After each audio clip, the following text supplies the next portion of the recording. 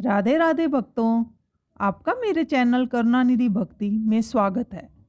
आज इस वीडियो में मैं आपको जया एकादशी का महत्व और कथा सुनाने वाली हूँ।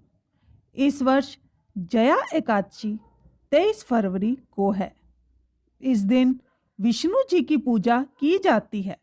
इस अवसर पर उन्हें पुष्प, जल, अक्षत, रोली और सुगंधित पदार्थ अर्पित किए जाते हैं। इस दिन व्रत करना बेहद फलदायी होता है। मान्यता है कि जो व्यक्ति इस दिन व्रत करता है उसे भूत प्रेत, पिशाच जैसी योनियों में जाने का भय नहीं रहता है। इससे व्यक्ति को उसके सभी कष्टों से मुक्ति मिल जाती है। आइए अब सुनते हैं जया एकादशी की कथा। नंदन वन में उत्सव चल रहा था। इस उत्सव में सभी देवता, सिद्ध, संत और दिव्य पुरुष वर्तमान थे।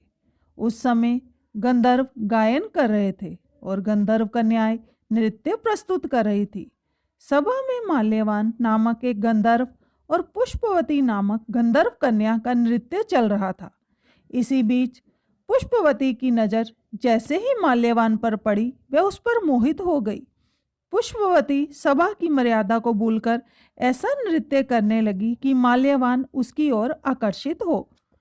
माल्यवान गंधर्व कन्या को देखकर सुध-बुध खो बैठा और गायन की मर्यादा से भटक गया, जिससे सुर ताल उसका साथ छोड़ गए।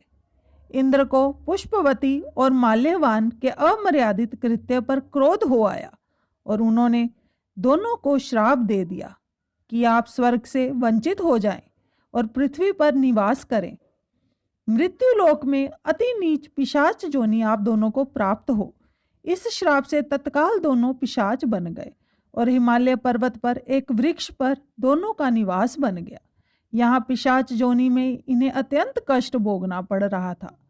एक बार माघ शुक्ल पक्ष की जया एकादशी के दिन दोनों अत्यंत दुखी थे।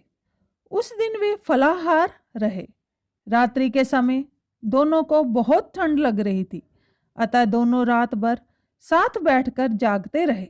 ठंड के कारण दोनों की मृत्यु हो गई और अनजाने में जया एकादशी का व्रत हो जाने से दोनों को पिशाच योनि से मुक्ति भी मिल गई।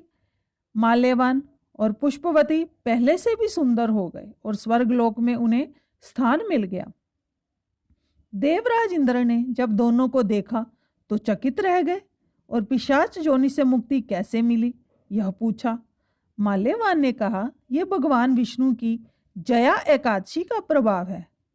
हम इस एकादशी के प्रभाव से पिशाच योनि से मुक्त हुए हैं। इंद्र इससे अति प्रसन्न हुए और कहा कि आप जगदीश्वर के भक्त हैं, इसलिए आप अब से मेरे लिए आदरणीय हैं। आप स्वर्ग में आनंद पूर्वक विहार करें। कथा सुनकर श्री कृष्ण ने यह बताया कि जया एकादशी के दिन जगपति जगदीश्वर भगवान विष्णु ही स्वतः पूजनीय है। जो श्रद्धालु भक्त इस जया एकादशी का व्रत रखते हैं उन्हें दशमी तिथि से एक समय आहार करना चाहिए। इस बात का ध्यान रखें कि आहार सात्विक हो। एकादशी के दिन श्री विष्णु का ध्यान करके संकल्प करें और फिर धूप, दीप, चंदन, फल, तिल एवं पंचामृत से विष्णु की पूजा करें। बोलो श्री लक्ष्मी नारायण भगवान की जय। श्री राधे कृष्ण जी की जय।